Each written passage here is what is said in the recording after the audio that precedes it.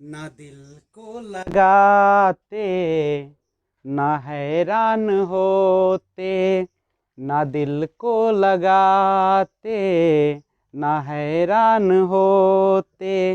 काश हम मोहब्बत से अनजान होते, काश हम मोहब्बत से अनजान होते। ना दिल को लगाते, ना हैरान होते। काश हम मोहब्बत से अनजान होते, अनजान होते। Hello friends, this is Vijay Rajpushp and welcome to learner eyes by VRP. तो आइए आज हम लोग देखते हैं RTE 2009 right to education act 2009 यानी शिक्षा का अधिकार अधिनियम 2009। सबसे पहले हम जानते हैं, देखिएगा आरटीई एक्ट 2009 जो है इसीलिए बनाया गया ताकि जो हमारे देश में वंचित बच्चे हैं वह किसी भी प्रकार से अशिक्षित न रह जाए, स्कूल से दूरी न बना सके, वह हर हाल में इस शिक्षा से जुड़ सके। और यह न केवल बच्चों के लिए बल्कि यह उन व्यक्तियों के लिए जो शिक्षण कार्य से जुड़े हैं, उनको भी अपने अधिकार की ज्ञान होना बहुत जरूरी है। यानी आरटी एक्ट का नॉलेज माता पिता को, बच्चे को और शिक्षक को भी होना बहुत जरूरी है। तो आइए सबसे पहले आरटी एक्ट हम बच्चे को किस प्रकार से स्कूल से जोड़े ताकि कोई भी बच्चा वंचित न रह जाए एजुकेशन से, शिक्षा से।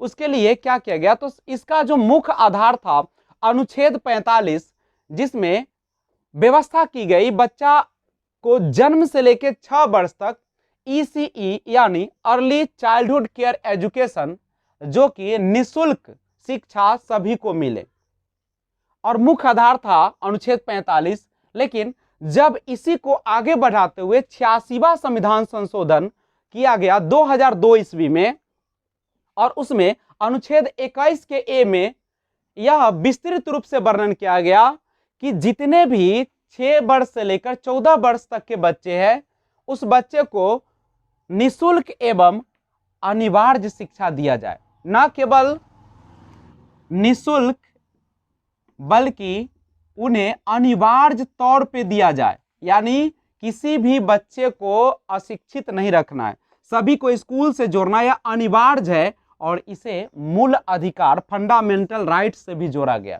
यह हम लोग का 86वां संशोधन में यह बताया गया कि हमारा मूल अधिकार, शिक्षा का जो अधिकार है वो भी एक मूल अधिकार है और सभी को दिया जाए। अगर इस तरीके की व्यवस्था नहीं की जाती है तो आप इसके लिए न्याय के लिए कोर्ट में जा सकते हैं, इसके लिए मुकदमा दायर कर सकते हैं।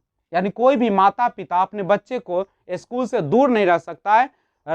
और प्लस जो शिक्षक हैं वह किसी भी हालात में न तो बच्चे से टेस्ट लेंगे, न उसके पेरेंट्स से पूछेंगे शिक्षा के बारे में, या आर्थिक स्थिति, सामाजिक स्थिति, किसी भी प्रकार की पूछताछ नहीं की जाएगी। और दाखिला लेते समय उन्हें किसी भी प्रकार के टेस्ट से गुजरना नहीं पड़ेगा। बस बच्चा अगर आया है तो उसका एडमिशन कर लेना होगा, चाहे वह क्यों ही वह सेशन शुरू होने के 6 महीना बाद ही क्यों नहीं आता है। और वैसे तो यह जो है जुलाई अगस्त 2009 के आसपास ही से राज्यसभा लोकसभा से पास कर दिया गया था, लेकिन आरटी अधिनियम 1 अप्रैल 2010 से हमारे देश में प्रभाव में आया। अपने अंदर आरटीई समाहित करता है निःशुल्क एवं अनिवार्य शिक्षा को, यानी निःशुल्क एवं अनिवार्य शिक्षा अपने आप में समाहित किए हुए, और हर व्यक्ति का कर्तव्य है या हर शिक्षक का कर्तव्य है कि सभी बच्चे को निःशुल्क और अनिवार्य शिक्षा दे। दूसरी बात, उम्र के आधार पर किसी भी बच्चे में भेदभाव नहीं की जाएगी, और सामाजिक स्तर पर, आर्थिक स्तर पर, पारिवारिक स्तर पर या शिक्षा के आधार पर या टेस्ट के आधार पर किसी भी प्रकार से बच्चों में भेदभाव नहीं किया जाएगा। सबको पढ़ने का मौका दिया जाएगा और उम्र के अनुसार उन्हें उसका वर्ग मिलना चाहिए। मान लीजिए कि कोई बच्चा है, 10 वर्ष का बच्चा है, वह किसी भी कारण से, पारिवारिक, आर्थिक या राजनीतिक किसी भी कारण से अगर वह 10 वर्ष तक बच्चा स्कूल नहीं पहुंचा है लेकिन 10वां वर्ष जब वो स्कूल पहुंचता है तो शिक्षक का कर्तव्य बनता है कि उसे उसके दाखिला ले लिया जाए और उसके उम्र के अनुसार कक्षा दी जाए। यानी 10 साल का बच्चा है तो 5वीं वर्ग में आप उसे दाखिला देंगे। अब सवाल उठता है कि अगर 5वीं वर्ग में हम बैठाएंगे और अभी तक उसे वर्णमाला का भी ज्ञान नहीं होगा तो कैसे ये मेंटेन करेगा? तो आप उसके लिए विशेष व्यवस्था करना होगा। आप उस बच्चे को क्लास समाप्त होने के बाद रोक कर आपको देना पड़ेगा। आप रविवार को भी उन्हें रोक कर बुलाकर और उन्हें पूरा कोर्स को कंप्लीट करवाएंगे और ऐसा नहीं करने पर आपके ऊपर मुकदमा भी दायर की जा सकती है। तो इन सब बातों को ध्यान रखेंगे। और यह जो है आपका आरटी एक्ट हर व्यक्ति को अपने पास इसका एक जो मिलती है नोट्स के रूप में वो रखना चाहिए, जानकारी होनी चाहिए कि हमारे क्या अधिकार है। तो बच्चे को किसी भी आधार पर, चाहे जाति आधार पर, आर्थिक आधार पर, सामाजिक आधार पर या आप किसी भी आधार पर स्कूल में शिक्षा देने से वंचित नहीं कर सकते। और स्कूल में कुछ मनाही भी है, प्रोहिबिट्स भी करती है। वह क्या करती है? आप शारीरिक एवं मानसिक दंड नहीं दे सकते, किसी भी बच्चे को टॉर्चर नहीं कर सकते हैं, आप उसको एक पनिशमेंट नहीं दे सकते हैं, उसको शारीरिक दंड नहीं दे सकते हैं। आप उसे हर हालात में पढ़ाएंगे, लेकिन न उसे डांटेंगे, न उसे फटकारेंगे, न उसको पीटेंगे। यानी अगर बच्चा किसी भी प्रकार का होगा तो आप हर हाल में शारीरिक एवं मानसिक दंड दिए बिना पढ़ाना है। और ऐसे शब्दों का भी प्रयोग नहीं करना है कि बच्चे को माइंड पर, ब्रेन पर असर पड़े।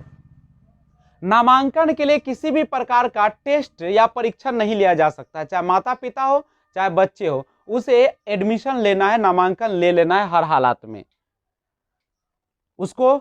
दूसरी बात, किसी भी प्रकार का फीस नहीं ली जाएगी। आप जब एडमिशन लेते हैं या कोई भी प्रोग्राम करते हैं, कार्यक्रम करते हैं, तो आपको किसी भी प्रकार का उसे 1 रुपया तक भी लेना नहीं है, कोई फीस नहीं लेनी है।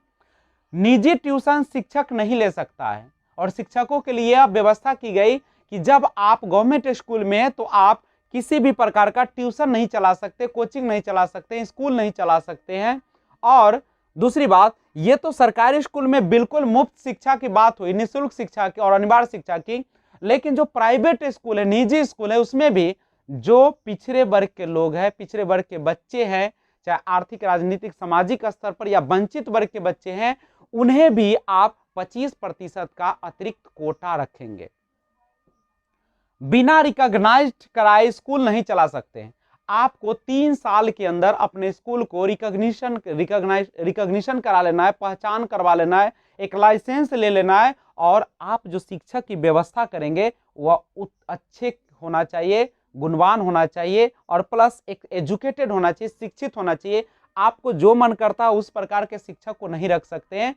उसको बजाते जो अभी एक क्राइटेरिया है जो कि आपको सीटेट क्वालिफाई करना है या उस स्टैंडर्ड तक का एक सर्टिफिकेट आती है, चाहे वह बिहार सरकार ले, चाहे राजस्थान सरकार ले, चाहे दिल्ली सरकार ले, आप उसको लिए हुए हैं तभी आप स्कूल में पढ़ा सकते हैं। आप कितना भी विद्वान है और अगर आपने सीटेट क्वालिफाई नहीं किया है या जो क्राइटेरिया है जो हमारे सरकार के द्वारा, गवर्नमेंट के द्वारा, अगर वह सर्टिफिकेट आपके पास नहीं है, आप उसको पास नहीं किए हैं, तो आप स्कूल में नहीं पढ़ा सकते हैं। तो इन सब बातों का ख्याल रखेंगे और अच्छे गुण वाले, अच्छे क्वालिटी वाले शिक्षक को आप बहाल करेंगे। क्वालिटी पर ध्यान देंगे, क्वांटिटी पर ध्यान नहीं देंगे। निःशुल्क शिक्षा का अर्थ होता है बिना किसी फीस का शिक्षा। आप ट्यूशन फी, ड्रेस, किताब, अध्ययन सामग्री के लिए नहीं मांगेंगे। यानी आप किसी भी प्रकार के पैसे संबंधित डिमांड जो है नहीं करेंगे बच्चों से या उसके माता पिता से। आपको बिल्कुल निःशुल्क शिक्षा देना है, यानी 1 रुपया तक आपको नहीं लेना है। बच्चे को हर सुविधा प्रदान करना है, चाहे वह किताब हो, अध्ययन सामग्री हो, ट्यूशन फी, ट्यूशन तो देना ही नहीं आपको, आप स्कूल में ही पढ़ाएंगे। और आपको ड्रेस के लिए भी पैसा नहीं लेना, यानी सारा व्यवस्था जो है वह राज्य सरकार या केंद्र सरकार की है। बिल्कुल बच्चे को 6 वर्ष से लेकर 14 वर्ष के बच्चे को निःशुल्क शिक्षा देना है आपको, नहीं तो आप पर मुकदमा हो सकती है। बच्चे को बिना तनाव, डर एवं चिंता के शिक्षा प्रदान कराना है। आप बच्चे पर किसी भी प्रकार के स्ट्रेस, फियर या एंजाइटी नहीं देंगे। आप बच्चे को तनाव फ्री, भय मुक्त या चिंता मुक्त वातावरण प्रदान करेंगे। बच्चे को किसी भी प्रकार की, चाहे वह जाति के आधार पर हो, आर्थिक आधार पर हो, सामाजिक आधार पर हो, राजनीतिक आधार पर हो, आप किसी भी प्रकार का आप उसके अंदर खौफ पैदा नहीं करेंगे और आप उसके किसी भी स्तर पर टॉर्चर नहीं करेंगे। बच्चे का स्कूल पड़ोस में होंगे, यानी जो प्राथमिक विद्यालय होंगे 1 किलोमीटर के अंदर होना चाहिए और जो माध्यमिक विद्यालय होना चाहिए, एलिमेंट्री स्कूल जो होना चाहिए वह 3 किलोमीटर के अंदर होना चाहिए। अगर ऐसा नहीं हो तो आप उसके लिए हॉस्टल का व्यवस्था कराएंगे। अगर वो भी नहीं है तो आप उसके लिए गाड़ी का व्यवस्था कराएंगे, वो भी बिल्कुल निःशुल्क। हर व्यवस्था आपको करना है, यानी कोई भी बच्चे को स्कूल से दूर नहीं रखना है, निःशुल्क शिक्षा देना है आपको, सारा सुविधा प्रदान कराते हुए। देखिएगा, ये जो आरटीई एक्ट है वह 1 अप्रैल 2010 को संपूर्ण देश में लागू कर दिया गया, लेकिन जम्मू कश्मीर में यह लागू नहीं किया गया, एक वही राज्य को छोड़कर। शिक्षा को मूल अधिकार बनाने वाला भारत जो है पूरे विश्व में 135वां देश बना।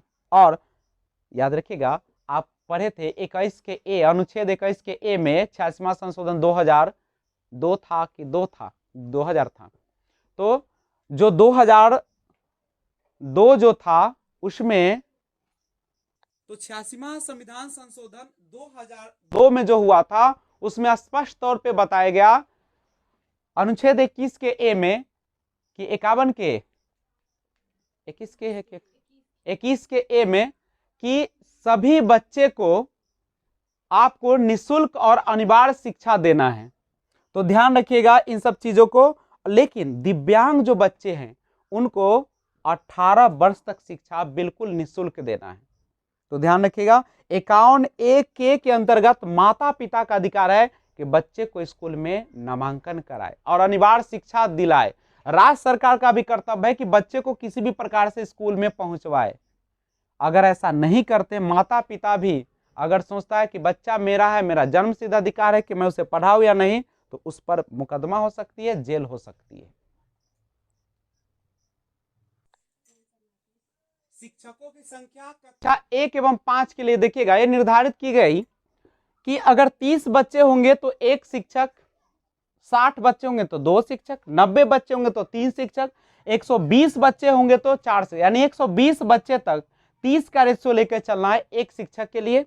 लेकिन 150 से अगर ऊपर यानी 150 से अगर ज्यादा बच्चे हो जाएंगे तो 5 शिक्षक तो होंगे ही और 1 आपके हेडमास्टर भी होंगे, यानी टोटल 6 होंगे। लेकिन प्रधानाध्यापक उसमें पढ़ाने का काम नहीं करेगा, बल्कि प्रधानाध्यापक का काम होगा देखभाल करना, मैनेजमेंट करना और शिक्षकों पर ध्यान देना और जो पढ़ाने की व्यवस्था है वो किस प्रकार से की जाए और किस तरीके से शिक्षक को बताया जाए, ट्रेनिंग दी जाए, यानी हर चीज का देखभाल करने के लिए आपके प्रधानाध्यापक होंगे और पढ़ाने के लिए 5 शिक्षक होंगे।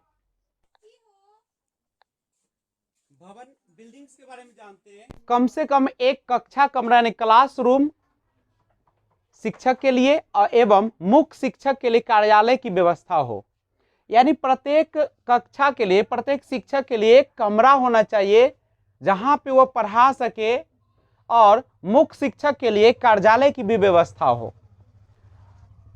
लड़का एवं लड़की के लिए अलग अलग टॉयलेट यानी शौचालय की भी व्यवस्था हो। रसोई घर हो, किचन हो जहां मिड डे मील तैयार किया जा सके और खेल के लिए खुले मैदान हो जहां पे बच्चे आराम से खेल सके, कूद सके और साफ एवं सुरक्षित पर्याप्त पानी की भी सुविधा की व्यवस्था हो, यानी बच्चे के हर चीज के ख्याल रखना होता है भवन में। न्यूनतम कार्य दिवस की अगर हम बात करें तो कक्षा 1 से 5 तक के लिए 200 कम से कम कार्य दिवस होना चाहिए, वर्किंग डेज होनी चाहिए।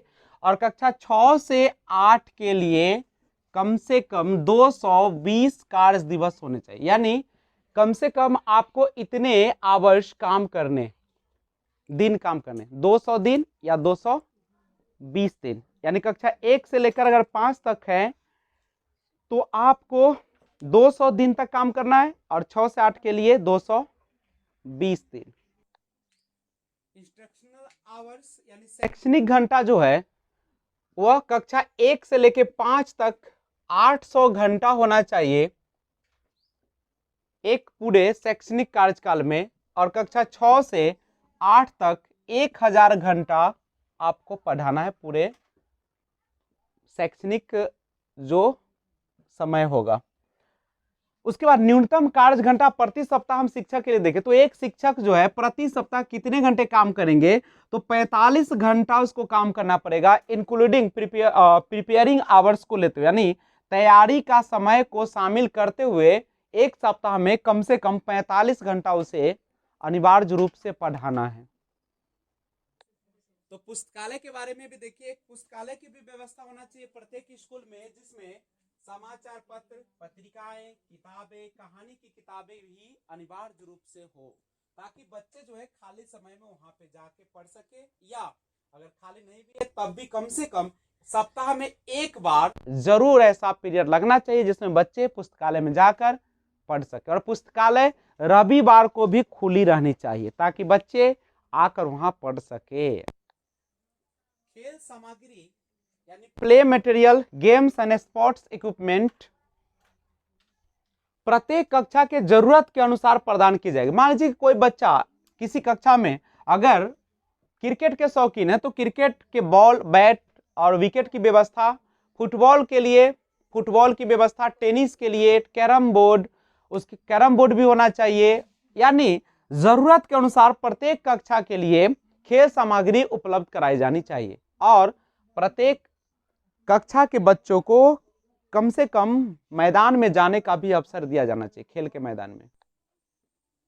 आइए प्रैक्टिस क्वेश्चंस देखते हैं, अभ्यास प्रश्न कुछ ध्यान दीजिएगा। निःशुल्क एवं अनिवार्य शिक्षा किस अनुच्छेद में वर्णित है, तो आपको पता है 21A में है, जो कि 86वां संविधान संशोधन 2002 में ये शामिल किया गया था। 6 से 14 वर्ष के बच्चों को निःशुल्क शिक्षा देना यह मूल अधिकार भी है।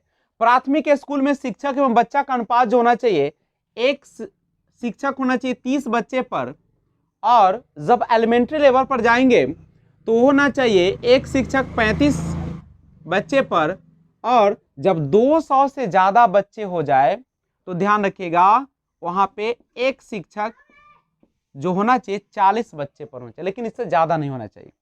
निःशुल्क एवं अनिवार्य शिक्षा कितने वर्ष तक के बच्चों के लिए, तो 6 से 14 वर्ष, लेकिन दिव्यांग होगा तो 18 वर्ष के लिए हो जाएगा। यानी दिव्यांग के निःशुल्क एवं अनिवार्य शिक्षा 18 वर्ष तक है। और विद्यालय होनी चाहिए कहाँ, तो प्राथमिक विद्यालय 1 किलोमीटर के अंदर होनी चाहिए, और मिडिल स्कूल जो होनी चाहिए 3 किलोमीटर के अंदर। अगर ऐसा नहीं है तो वहां पे हॉस्टल की व्यवस्था होनी चाहिए, और वह भी नहीं अगर तो वहां पे गाड़ी ले आने और ले जाने के लिए व्यवस्था होनी चाहिए। साप्ताहिक कार्य दिवस शिक्षक के लिए होना चाहिए कम से कम 45 घंटा, जिसमें हम प्रिपेयरिंग आवर्स यानी तैयारी समय को भी शामिल करेंगे।